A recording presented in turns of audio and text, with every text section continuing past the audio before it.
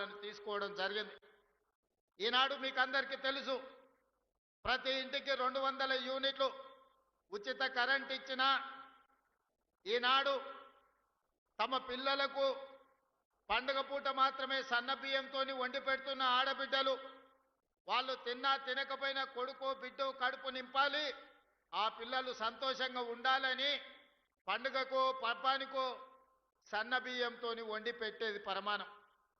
కానీ నాడు మన ప్రభుత్వం 3,10,00,000 మంది తెలంగాణ ప్రజలకు సన్న బియ్యాన్ని అందించడం ద్వారా ప్రతిరోజు పండుగ చేసుకోవచ్చు, ప్రతి కుటుంబం కళ్ళల్లో ఆనందం ఉండాలి, మీ తల్లుల కళ్ళల్లో వెలుగులు చూడాలి అని ఈనాడు సన్న బియ్యం కార్యక్రమాన్ని మనం చేపట్టినాం.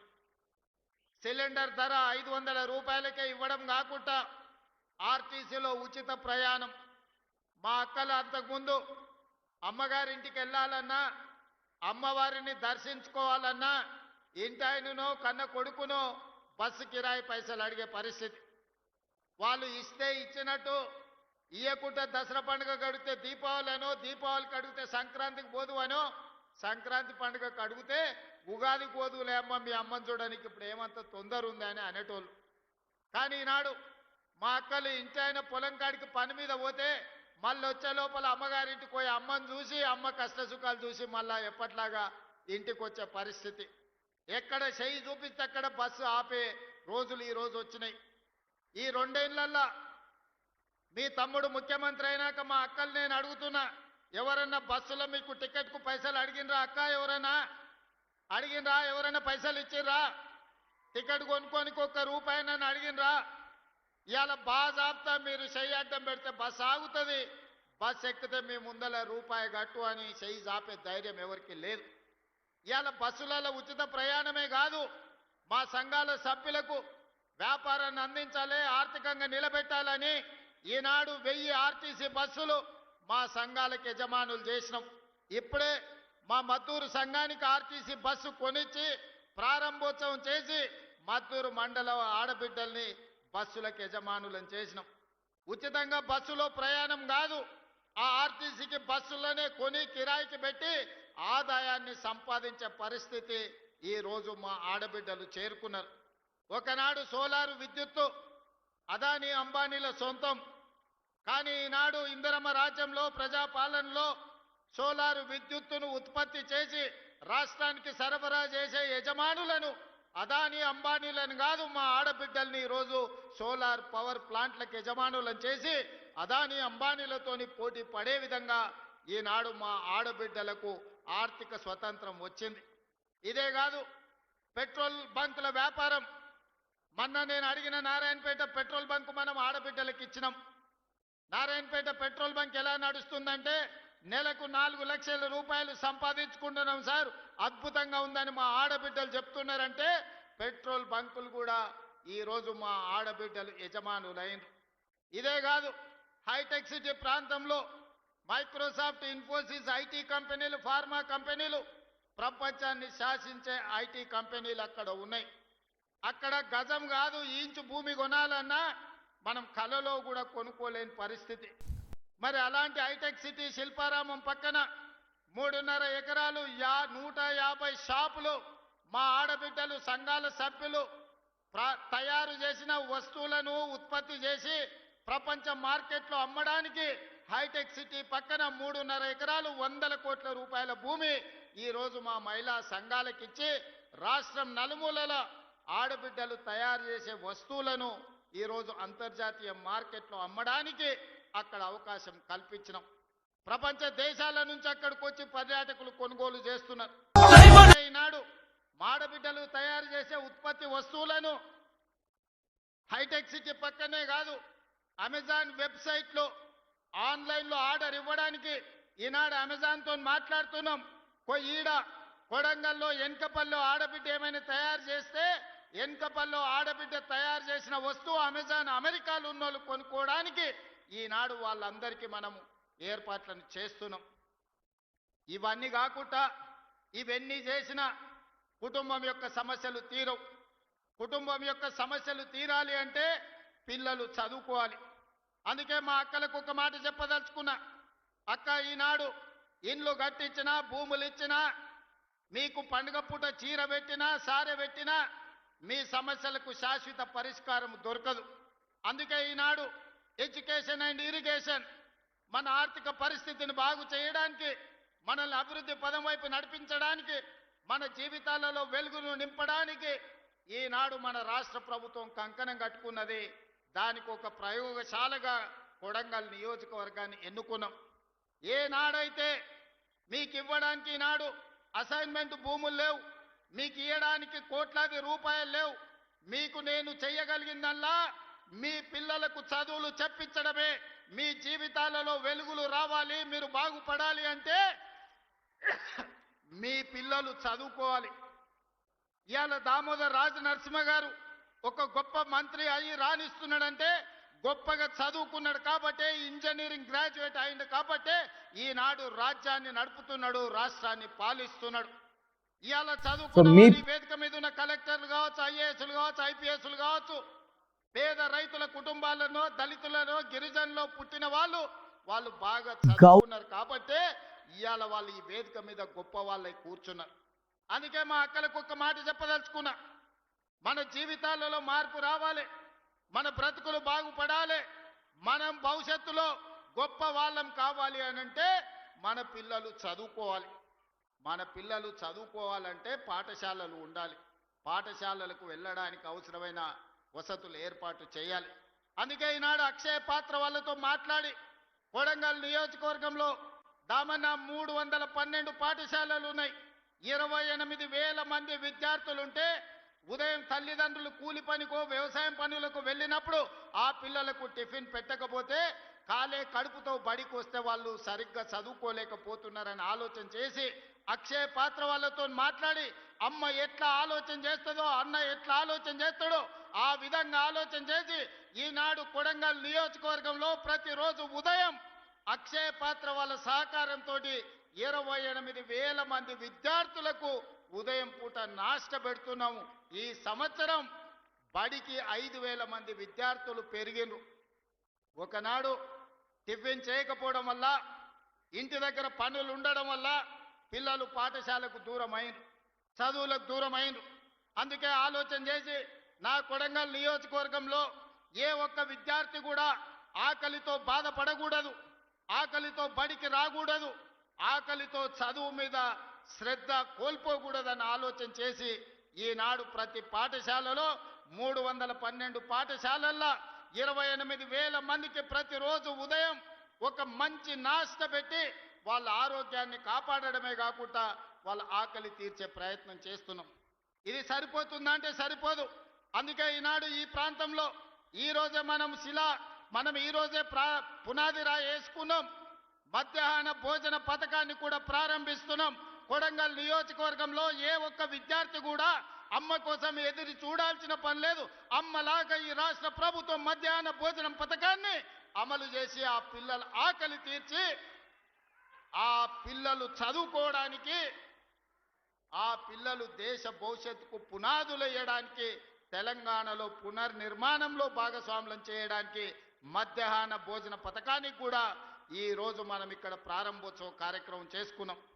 ఆనాడు మొట్టమొదటి ప్రధానమంత్రి దేశ స్వతంత్రం వచ్చిన తర్వాత పండిత్ జవహర్లాల్ నెహ్రూ గారు కరువు కాటకాలతో ఆకలితో అలమటిస్తూ బురద మట్టి తిని బతుకుతున్న ఈ దేశానికి ఇరిగేషన్, అదే విధంగా ప్రపంచ దేశాలతో పోటీ పడడానికి ఎడ్యుకేషన్ ఒక విధానంగా తీసుకున్నాడు. అందుకే ఈరోజు దేశంలో ఉన్న యూనివర్సిటీలన్నీ పండిత్ జవహర్లాల్ నెహ్రూ గారు ప్రారంభించారు. ఈనాడు పెద్ద పెద్ద ప్రాజెక్టులు బాక్రానంగా నుంచి మొదలు పెడితే నాగార్జున సాగర్ వరకు, శ్రీశైలం వరకు, ఎస్ఆర్ఎస్పి వరకు తెలంగాణలో ఉన్న ప్రాజెక్టులు, సాగునీటి ప్రాజెక్టులను మొదటి ప్రధానమంత్రి పండిత్ జవహర్లాల్ నెహ్రూ గారు ప్రారంభించారు. ఆయన విధానం ఈ దేశానికి అందించిన గొప్ప వరం ఎడ్యుకేషన్ అండ్ ఇరిగేషన్. ఈ రెండింటిని మొదటి ప్రాధాన్యత కింద తీసుకున్నాడు.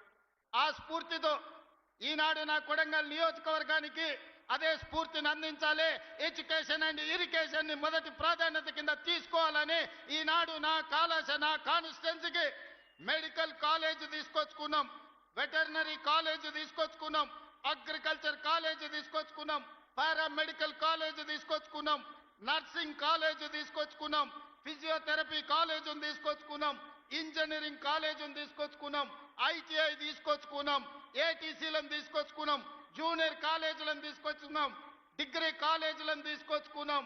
అదే విధంగా ఈ రాష్ట్రంలో లేని సైనిక్ స్కూల్ ని రాష్ట్రం మొత్తం మీద ఒకే ఒక్క సైనిక్ స్కూల్ ఉంటే ఆ సైనిక్ స్కూల్ ఈనాడు కొడంగల్లో ప్రారంభించుకోబోతున్నాం.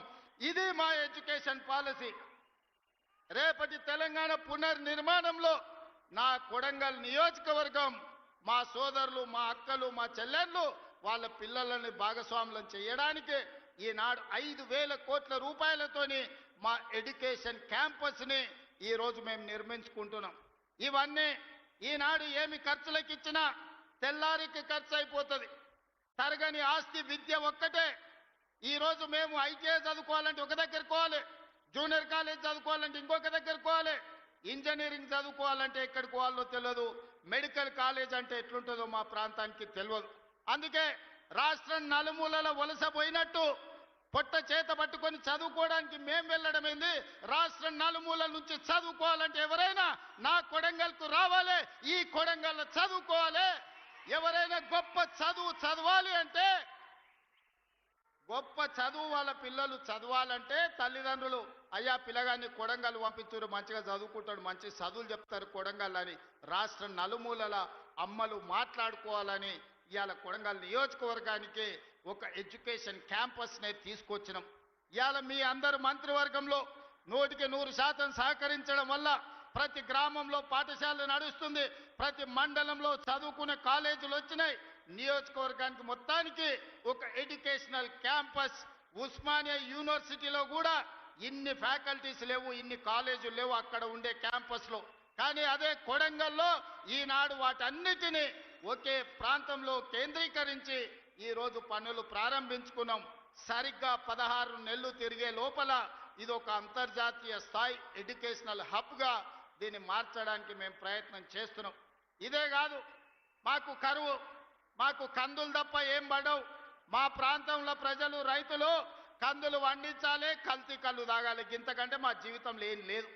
మా అక్కలందరికీ తెలుసు, కష్టపడి బాయికాడు నుంచి పొలం కాడ నుంచి ఇంటికి వస్తే కందిసేను కోసి సాయంత్రం పూట కల్తీ కళ్ళు 2 సీసాలు తాగితే కానీ మా నొప్పులు పోవు.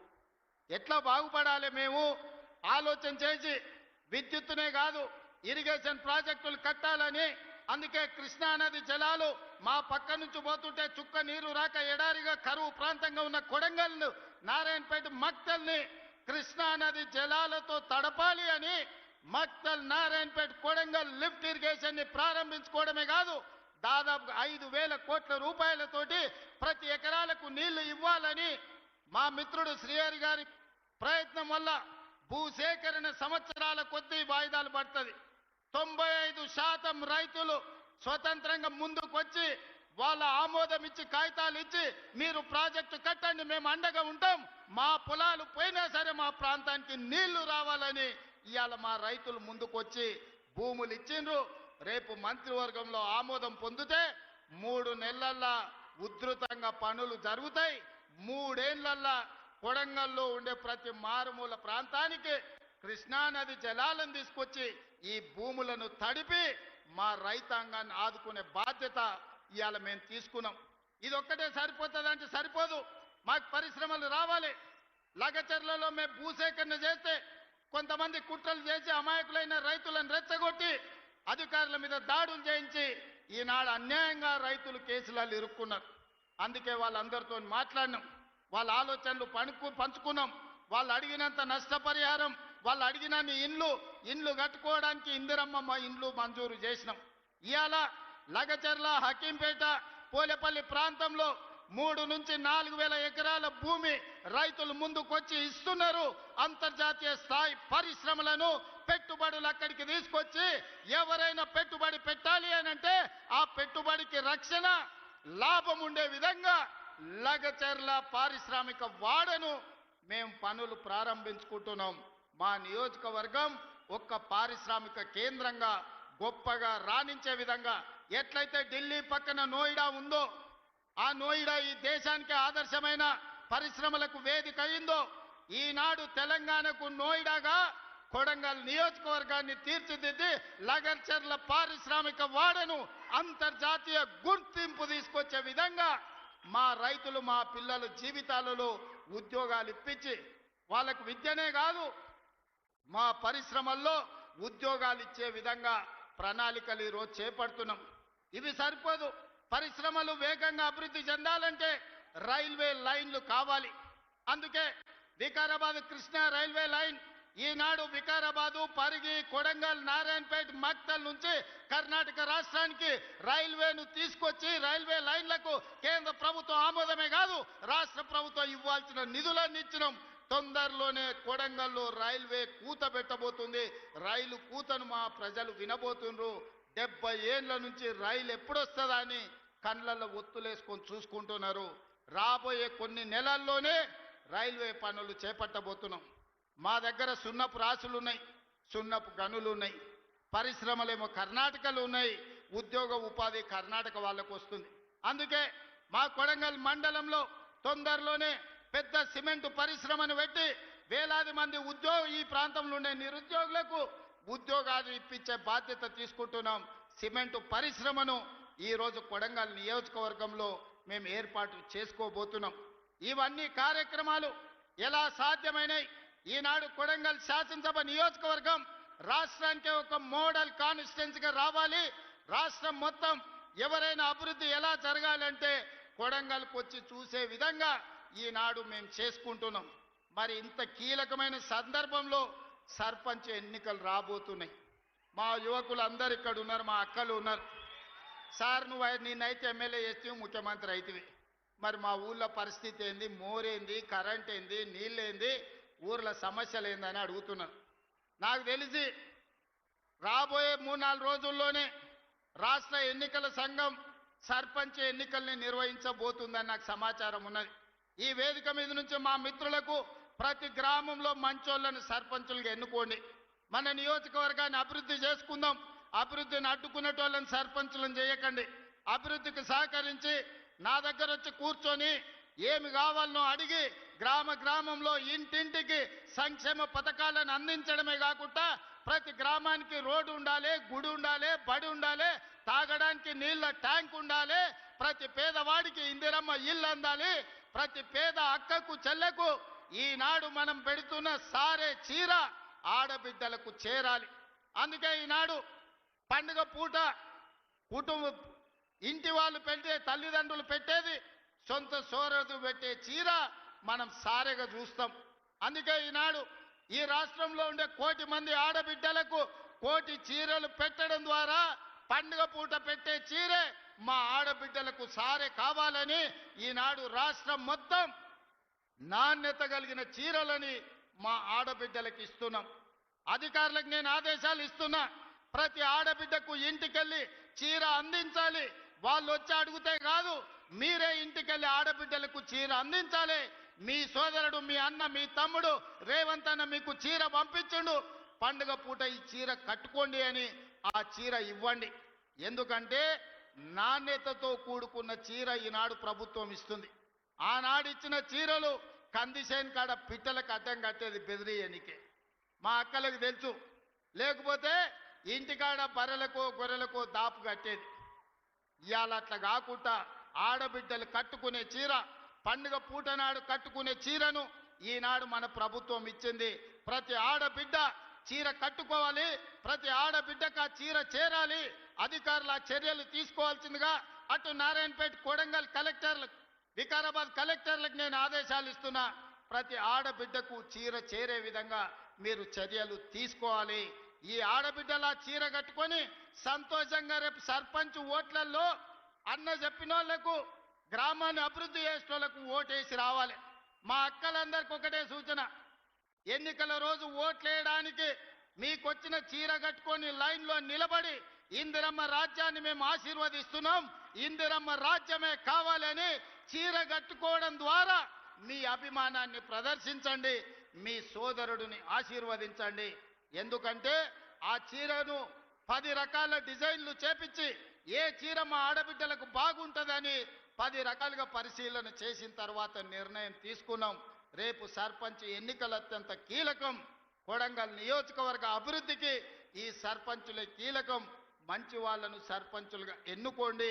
మన నియోజకవర్గాన్ని 2034 లోపల దేశంలో ఏ ఎమ్మెల్యే అయినా తెలంగాణ రాష్ట్రంలో కాదు భారతదేశంలో ఏ ఎమ్మెల్యే అయినా నియోజకవర్గం ఎట్లుండాలి, నియోజకవర్గాన్ని ఎట్లా అభివృద్ధి చేయాలంటే దేశం నలుమూలల నుంచి కొడంగల్ నియోజకవర్గం పర్యాటక కేంద్రంగా కావాలి, కొడంగల్ నియోజకవర్గం అభివృద్ధి చేసుకోవాలి. 10 సంవత్సరాలు 2034 వరకు కొడంగల్ ప్రజలకు నేను విజ్ఞప్తి చేస్తున్నా, రాజకీయాలు పక్కన పెట్టండి. రాజకీయాలు వస్తుంటాయి పోతుంటాయి, అభివృద్ధి చేసుకునే అవకాశం అన్నిసార్లు రాదు. 70 ఏళ్ళు చూసినాం. ఎన్నడో వెనకటికి మనం పుట్టక ముందు అచ్యుతారెడ్డి ఒక్కసారి మంత్రి అయ్యింది. పెద్దలు గురునాథ్ రెడ్డి గారు 5 సార్లు ఎమ్మెల్యే అయినా వారికి మంత్రి పదవి ఇయ్యలే. కొడంగల్ పట్ల ఎవరు ముఖ్యమంత్రిగా ఉన్నా నిర్లక్ష్యం జరిగింది. మరి ఇంత నిర్లక్ష్యాన్ని సరిదిద్దడానికి ఈ రోజు మీరు అండగా నిలబడ్డాడు, దేవుడు ఆశీర్వదించిండు. 10 ఏళ్ళు ఇందిరమ్మ రాజ్యం తెలంగాణలో ఉంటది. ఈ 10 ఏళ్ళు కొడంగల్లో రాజకీయాలకు అతీతంగా కొడంగల్ని అభివృద్ధి చేసుకుందాం.